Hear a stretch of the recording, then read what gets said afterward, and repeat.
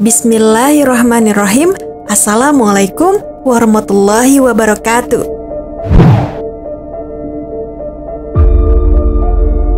Sahabat Muslim, konflik antara negara Palestina dan Israel sampai saat ini terus berlanjut.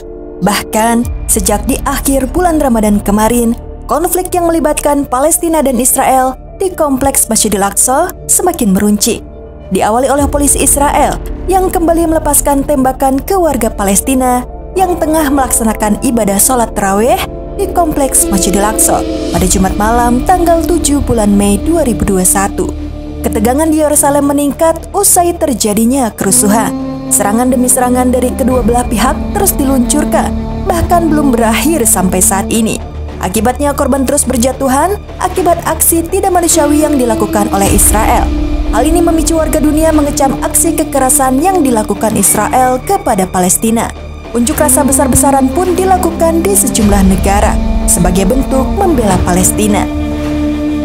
Dalam konflik yang berkepanjangan antara kedua negara tersebut, salah satu hal yang menjadi rebutan kedua negara tersebut adalah Yerusalem, yaitu mengenai klaim kedaulatan atas salah satu kota tertua di dunia itu, serta akses ke situs suci keagamaan, salah satunya kompleks Masjidil Aqsa.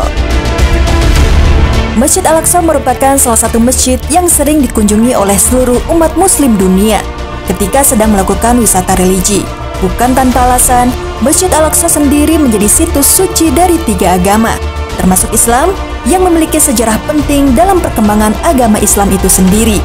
Tidak heran jika banyak orang ingin datang dan beribadah langsung di masjid ini. Lantas, apa saja keistimewaan Masjid Al-Aqsa dalam sejarah Islam? Dan mengapa Masjid Al-Aqsa sangat penting bagi umat muslim?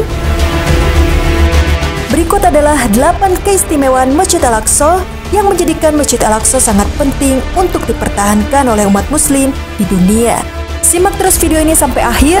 Namun sebelum lanjut ke videonya, silahkan tekan tombol subscribe dan tombol lonceng di bawah ini sebagai bentuk dukungan kalian agar channel ini tetap terus menyebarkan informasi seputar Islam. Dan terima kasih untuk yang sudah subscribe.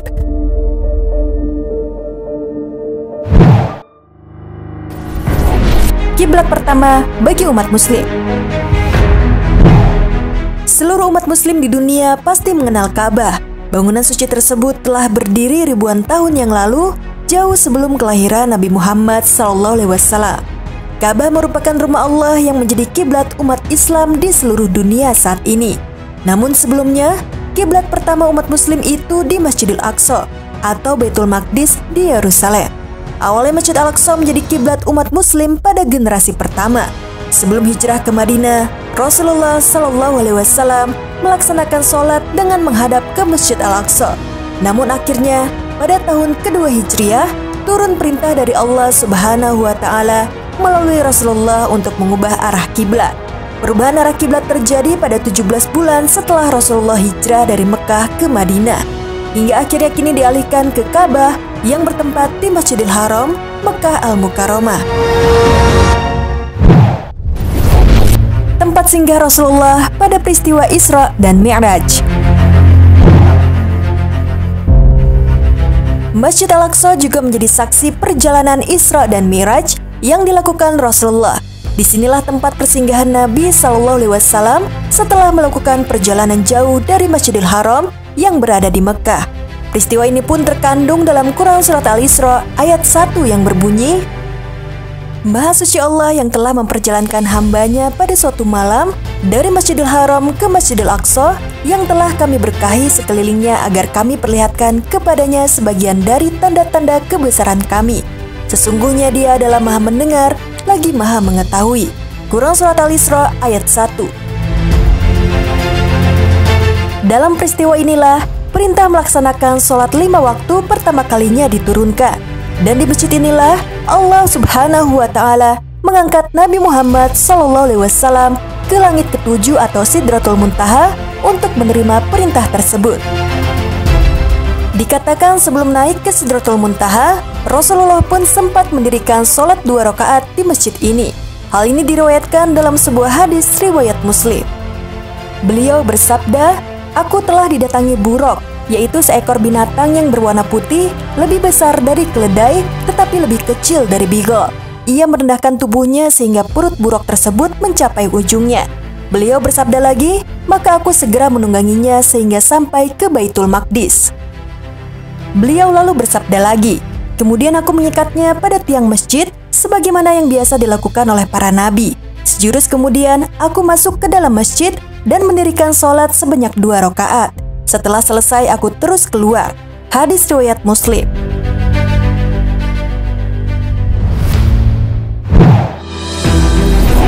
Masjid kedua yang dibangun di dunia.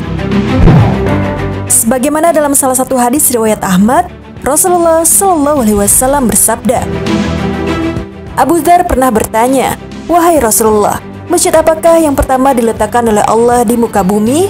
Beliau bersabda, Al-Masjidil Al-Haram. Abu Dzar bertanya lagi, kemudian apa? Beliau bersabda, kemudian Al-Masjid Al-Aqsa. Berkata Muawiyah, yakni Baitul Maqdis. Abu Dzar bertanya lagi, berapa lama antara keduanya? Beliau menjawab, 40 tahun. Selain itu, diketahui bahwa Masjid Al-Aqsa telah ada sejak Nabi Adam alaihissalam. Kemudian masjid ini dibangun turun-temurun oleh nabi-nabi setelahnya, khususnya nabi yang diutus untuk kaum Bani Israel, seperti Nabi Yakub bin Ishak. Kemudian dilanjutkan dengan keturunan berikutnya yakni Nabi Daud alaihissalam, dan kembali diperbaharui oleh putra Nabi Daud yaitu Nabi Sulaiman alaihissalam.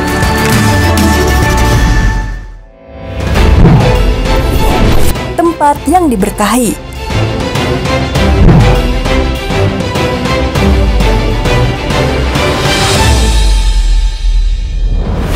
Masih terdapat dalam hadis riwayat Ahmad yang menjelaskan bahwa tempat ini merupakan lokasi yang diberkahi oleh Allah. Maksud dari kata tersebut adalah sebuah wilayah di mana terdapat kemakmuran di dalamnya, serta akan diampuni semua dosa yang lampau. Barang siapa berirham dari Baitul Maqdis, Allah mengampuni dosa-dosanya yang lalu. Hadis riwayat Ahmad. Allah telah mengaruniahi tanah yang subur dengan barang tambang melimpah di dalamnya. Bahkan mata pencaharian, hasil pertanian, makanan pokok, dan sebagainya telah dijamin keberkahan oleh Allah Subhanahu wa Ta'ala.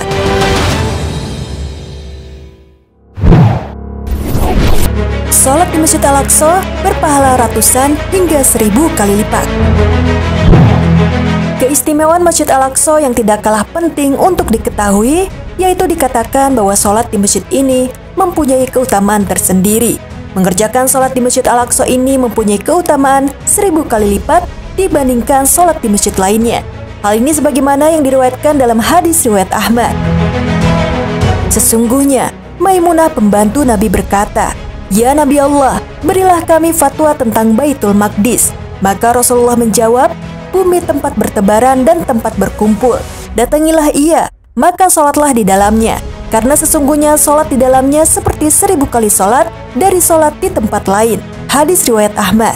Namun, angka tersebut masih menjadi perdebatan, di mana terdapat hadis lain yang mengatakan bahwa mengerjakan sholat di Masjid Al-Aqsa mempunyai keutamaan 500 kali lipat dibandingkan sholat di masjid lainnya.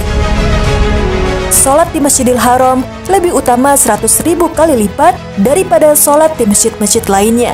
Sholat di Masjid Nabawi lebih utama 1000 kali lipat, dan sholat di Masjidil Aqsa lebih utama 500 kali lipat. Hadis riwayat Ahmad.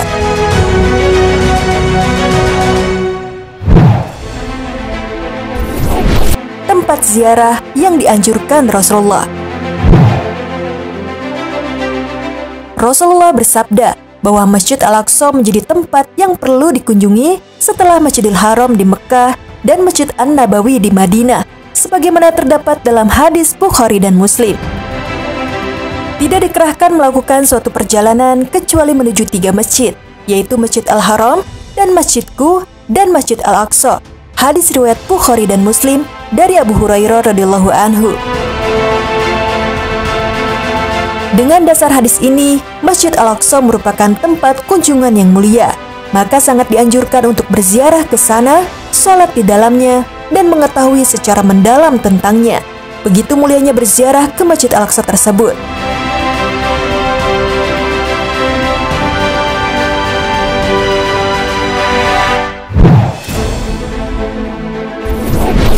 Nabi Sulaiman membangun kembali Masjid Al-Aqsa untuk beribadah.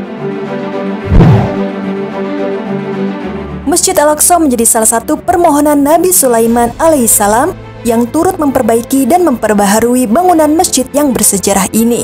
Dikatakan bahwa Nabi Sulaiman pernah berdoa kepada Allah dan mengajukan 3 permohonan.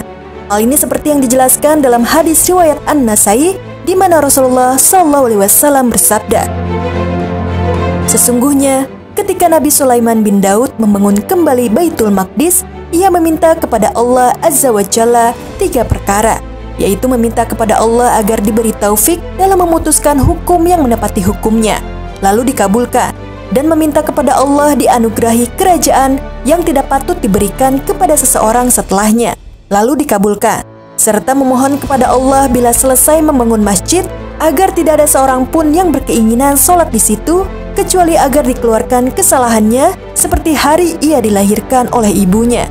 Dalam riwayat lain, lalu Nabi SAW bersabda, "Adapun yang kedua, maka telah diberikan, dan aku berharap yang ketiga pun dikabulkan."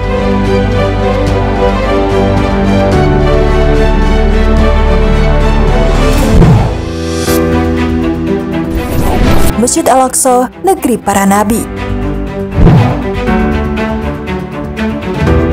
Para nabi utusan Allah banyak diturunkan di kawasan Masjid Al-Aqsa, Palestina dan sekitarnya, sehingga jejak-jejak langkah kaki para nabi dalam berdakwah mengesahkan Allah, mengajak manusia menyembah dan memperibadati Allah terukir abadi di negeri para nabi, Al-Aqsa, Palestina.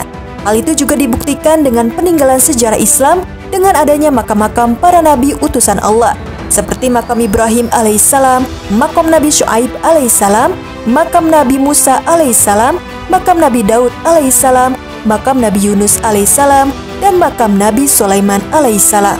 Bahkan pada waktu Isra Miraj, Nabi SAW mengimami sholat jamaah bersama para nabi di kawasan Masjid Al-Aqsa, sehingga siapapun yang berkunjung ke Masjid Al-Aqsa, maka disitulah jejak para nabi pernah sholat dan bersujud kepada Allah. Di dalam hadis riwayat Bukhari disebutkan, "Pada malam aku diisrokan, aku telah melihat Musa, seorang laki-laki berkulit sawo matang, tinggi kekar seakan-akan dia adalah lelaki suku Sya'nu'ah. Dan aku telah melihat Isa, seorang laki-laki bertinggi sedang, berambut lurus, dan juga telah melihat malaikat penjaga neraka dan Dajjal, termasuk ayat yang telah diperlihatkan Allah kepada beliau." Hadis riwayat Bukhari.